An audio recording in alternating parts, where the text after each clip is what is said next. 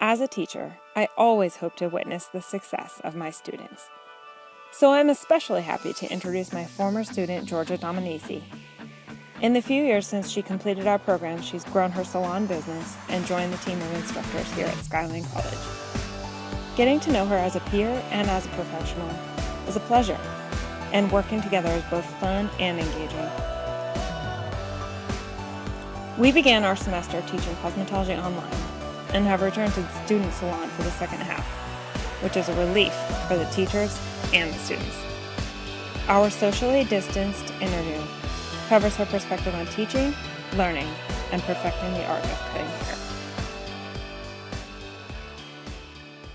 Thank you for joining me today. It's going to be a pleasure talking to you. I'm really excited. Fantastic. So my first question for you is for you to describe your experience as a student and to talk about what your biggest challenge was. Wow. So as a student at Skyline, I'm assuming you're asking about. Yeah. Our lovely environment, Yes. Skyline College. Thank you for offering us your studio space. For me, it was like going to college for the first time, really. Like, I went to a four-year university, but at the time, I was very shy and very socially awkward, and so I didn't really have that full college experience. And so coming back here, that was like the one thing I really noticed straight off. Like, I had friends, like, the first day I was here, and like, that's what I continue to tell everybody, and I continue to take with me as being a stylist, that it's just the community is just so cool. Like, everyone is so nice, everyone's so funny, everyone's so creative. It's just, it brings out the coolest people to this sort of service, you know? So yeah, that was like the first thing I really realized, that everyone was just so happy and like excited to be there and to learn. And maybe that's partly because they're choosing this as a career and they take it more seriously than people just in college sort of doing whatever and still figuring out what they want to do. The most challenging thing for me was not so much the personal side, but the technical side. I had zero experience doing hair. I had never even held a curling iron. Like, it was completely from scratch. I'd never heard of a pair of scissors. Yeah, so this was totally, brand new. Did it surprise you to find out that you were, like, men's hair was like a strength and a passion for you? Yeah, I never saw that coming. Right. I feel like I often, like I said, I just see people walking the street. I can see, especially with men, I just see exactly, like, it's the sculpture inside the marble that I just want to take away the marble that's not supposed to be in the sculpture. Like, that's what I see. Like, when I see guys walking down there, I'm just like, I just want to take this and that and this, and then you're perfect. And I would like to just get so good at cutting men's hair that it's like it comes out looking like it's in a machine. That's what I really want. Because you're the machine. I'm the machine. I really want to get to that point where, and I can do it really fast and just bang it out. I tend to, like, if I'm not great at something, I leave it to people that are great at it. And then I'm like, I'm good at this, so I'm going to do this. That's just my own personality. And I was saying to my students actually earlier, like, if you're not the kind of person, personality-wise, that likes to really compete and challenge yourself and whatever, then don't be that person. Choose something that you are really good at and you want to focus on. That's what I did. Like, I don't really like to, like, constantly be pushing myself and learning all this. It's too stressful for me, you know? I like to, like, get really good at what I like to do and then perfect it.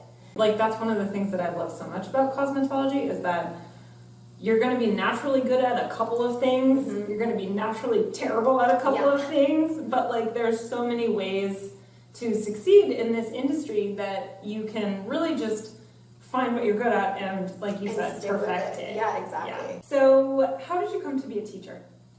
Cassidy, my boss, she was like, okay, so you're going to be teaching this class next semester. I'm like, well, say what? I think all of us have had a moment like that where, are you sure I can teach the thing that you want me to teach? Yeah, so I struggled a lot with coming to terms with the fact that I would be a teacher and be good enough, and I take teaching so seriously. My mom's a teacher, my grandma's a teacher, my aunt's a teacher. We're a big teacher family. Oh, so it was just waiting to come out. I didn't want it to. If you had told me, I tell my students this, if you had told me that I was going to be teaching beauty school like when I was in beauty school, if you had told me that I was going to end up teaching beauty school, I would have laughed in your face. Like, Yeah. I was like, no, that's not going to be my life. But I kind of feel like in a weird way it worked out for me because so many different things are going on that it's like there's not such a microscope of me just teaching because there's so many aspects that I'm having to learn and put in. So everyone's sort of struggling in their own way. So it's not so much like Georgia's a new teacher. And, right, because we're all working with unfamiliar technology. And all of that. None of us knew how to work with Canvas. Yeah. Like, we're all teaching in a completely different style anyway. Yeah. So it's actually a great time to be a rookie. Don't look over here. Teaching actually kind of scared me because I knew that it's a lot of responsibility and you take it home with you because you're responsible for teaching these students the foundation for what's going to be their entire lives potentially. Can you describe an aha moment for you as a teacher or like one that you witnessed as one of your students?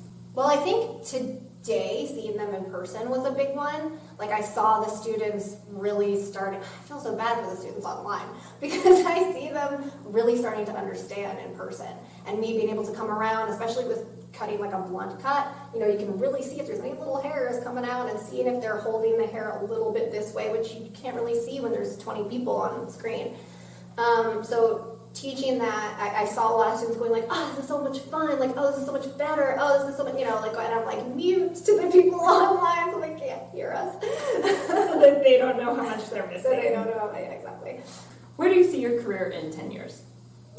10 years, oh my god, how old am I? You can give us some shorter timelines if that's hard for you to conceive.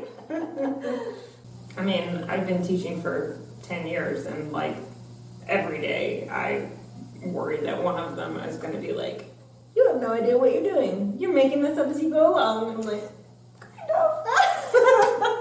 I have a lot of sympathy for teachers. Yeah. I had a teacher that I won't name, but I struggled with her as a teacher, and I was like, I feel like she's not doing it correctly. I feel like there's things missing. And now doing it on the other side, it's like, no, this is so all-encompassing. All the stuff you have to prepare, everything you have to prepare for, like if something goes wrong, all the things that you can't plan for, you know. So I have a lot of more respect for the teaching side of it, especially if you're brand new. You really, unless you've gone to school for teaching. Although, then if you went to school for teaching, it might help you. I'm not really sure about that. Maybe, but even so, I feel like teaching is so similar to hairdressing where you have all of these ideas, but all of that goes out the window as soon as you start doing it. Gotcha, yeah. So, yeah, I'll just get better and better, and hopefully I'll be Miss Lynsey one day. Oh my god. A little mini. Well, let me say that you inspire me, Joy. Get out. Thank you so much. This was amazing. You're so welcome. I really appreciate your time. I enjoy talking to myself. Well, apparently most people do. My conversation with Georgia was illuminating and empowering for both of us. On the afternoon of the day that our classes returned to campus, we were both so happy to reunite with our students and celebrate the craft of cosmetology and education that our interview turned out to be full of laughter and joy. It was great just to enjoy each other's company after a long period of social isolation. Neither of us can wait for the pandemic to pass and for our student salon to reopen.